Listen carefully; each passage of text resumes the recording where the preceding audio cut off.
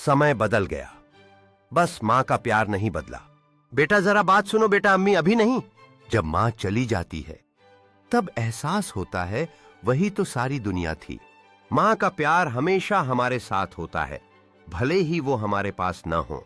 हर एक याद, हर एक लम्हा माँ की महक में बसी हुई है।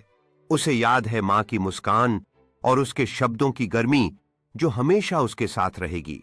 उसकी माँ की यादों में उसे एक नई ताकत मिलती है जो उसे आगे बढ़ने के लिए प्रेरित करती है।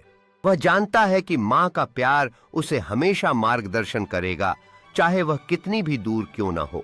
माँ की दी हुई सिखाई गई बातें अब दूसरों के जीवन में खुशियां बिखेर रही हैं। उसकी आवाज में माँ का प्यार गूंजता है जो हर किसी के दिलों को छू जाता है।